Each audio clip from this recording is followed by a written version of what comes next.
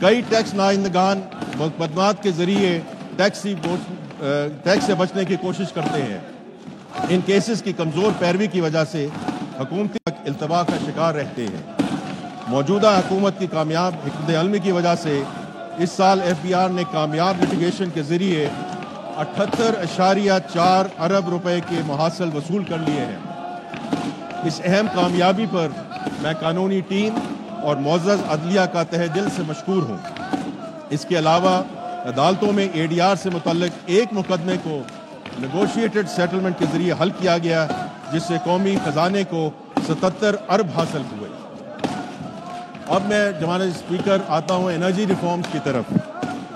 جناب اسپیکر، معاشی ترقی کے لیے پاور سیکٹر کے شعبے کی اہمیت مسلمہ ہے.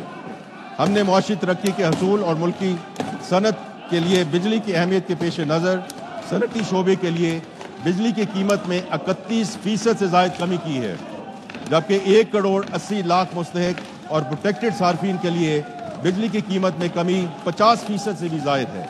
ہم نے آئی پی پیز کے ساتھ معاہدوں پر نظر ثانی کی ہے جس کے نتیجے میں 3000 ارب روپے سے زیادہ کی بچت ہوگی. اس طریقہ کار پر عمل کر کے ہم ماحول کے لیے نقصان دہ 3000 میگا واٹ گنجائش سے زائد فرنس آئل پاور پلانٹس کو بند کرنے میں کامیاب ہوئے. ہمیں احساس ہے کہ مستقل بنیادوں پر بہتری لانے کے لیے پاور سیکٹر میں گہری اور بنیادی اصلاحات لانا ضروری ہے. ہم نے آگے بڑھتے ہوئے فیصل آباد، گوجرانوالا اور اسلام آباد کی 3 ڈسٹریبیوشن کمپنیوں کی نجکاری کا تقریباً آدھا عمل مکمل کر لیا ہے اور ان کی نجکاری کے تمام ضروری لوازمات پورے کر لیے گئے ہیں. ہم نے بجلی کی ترسیل کے ادارے این ٹی ڈی سی کو مؤثر بنانے کے لیے اس کی تنظیم نو کی ہے اور اسے 3 نئی کمپنیوں میں تقسیم کر دیا ہے. یہ کمپنیاں مستقبل کے پروجیکٹ کی منصوبہ بندی اور درآمد کی ذمہ دار ہوں گی تاکہ بجلی کے ترسیلی نظم میں رکاوٹیں دور کی جا سکیں. ان اداروں کو چلانے کے لیے عالمی معیار کے افراد تعینات کیے جائیں گے. جناب اسپیکر، مجھے یہ بتاتے ہوئے خوشی محسوس ہو رہی ہے کہ اب بجلی کی تقسیم کار کمپنیوں کا انتظام پروفیشنل بورڈز کے سپرد ہے. ہم نے ان بورڈز میں سیاسی مداخلت کو ختم کر دیا ہے. پروفیشنل بورڈز کے آنے سے ان کمپنیوں نے صرف 9 مہینوں میں اپنے نقصانات میں 140 ارب روپے کی کمی کی ہے. انشاءاللہ ہمارا عزم ہے کہ اگلے 5 سالوں میں کمپنیوں کے ان نقصانات کو مکمل طور پر ختم کر دیا جائے گا. بجلی کے شعبے میں کمپیٹیٹو اور آزاد مارکیٹ کے قیام کے لیے قانون سازی اور ضوابط کو حتمی شکل دے دی گئی ہے اور اگلے 3 ماہ میں اس پر عمل درآمد شروع ہو جائے گا. پاکستان کی تاریخ میں پہلی بار توانائی بچت کے اصولوں پر مبنی بلڈنگ کوڈز منظور کیے گئے ہیں اور وفاقی اور صوبائی اداروں کو ان ضوابط پر مکمل عمل درآمد کی ہدایت کی گئی ہے تاکہ مستقبل میں بننے والی تمام تعمیرات توانائی کے اعتبار سے مؤثر اور فعال ہوں. حکومت نے سستی بجلی کے حصول کے لیے جامع منصوبہ بندی کر لی ہے جس سے آنے والے دنوں میں سستی بجلی کا حصول ممکن ہوگا. اس منصوبے کے تحت اب تک 4000 ارب روپے سے زائد کی بچت کی ہے اور 9000 میگا واٹ گنجائش کے مہنگے بجلی گھر جنہیں نیشنل گرڈ میں شامل کیا جانا تھا ترک کر دیا گیا ہے. اس کے علاوہ ہم نے بجلی کی پیداوار کے ایسے تمام پلانٹس کو بند کر دیا ہے جو جینکوز کی شکل میں سرکاری ملکیت میں تھے.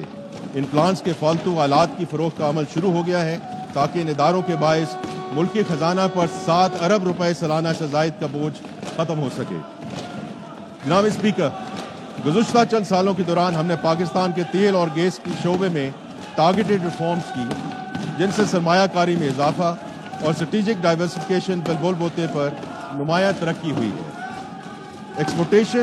ایکسپلوریشن اینڈ پروڈکشن ENP کے شعبے میں کمپیٹیٹو بڈز میں خاص طور پہ ترک پیٹرولیم سمیت بین الاقوامی کمپاسی دلچسپی رہی جو طویل عرصے کے بعد آن شور سیکٹر میں قابل ذکر بیرونی سرمایہ کاری کی علامت ہے.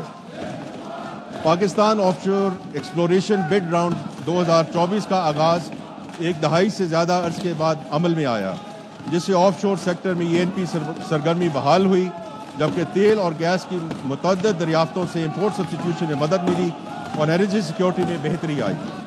ENP کمپنیوں نے مستقبل میں تیل اور گیس کی تلاش کے لیے 5 ارب امریکی ڈالر سے زیادہ کی سرمایہ کاری کرنے کے عزم کا اظہار کیا ہے. پہلے سے رواں فیلڈز پر جدید ٹیکنالوجی استعمال کرتے ہوئے ان کی استعداد بڑھانے کے منصوبوں پر بھی توجہ مرکوز کی گئی.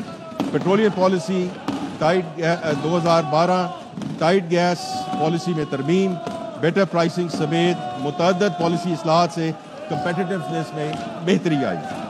रिफाइनिंग एंड डाउनस्ट्रीम सेगमेंट में पाकिस्तान रिफाइनिंग पॉलिसी 2023 के ज़रिए मोमेंटम देखने में आया है, जिससे यूरो 5 अपग्रेड्स और इस्तेदाद में तोसी लाने में मुआवनत मिली।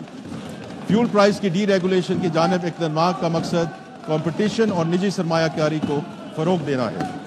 जनाब स्पीकर, रिकोडेक में वाक़ तांबे और सोने की खानें हमारे मुस्तक़बिल का एक अहम असासा है। हुकूमत इस असासे को मुफीद बनाने पर तवज्जो मरकूज़ किए हुए है। इस मंसूबे की फीजिबिलिटी स्टडी जनवरी 2025 में मुकम्मल की गई।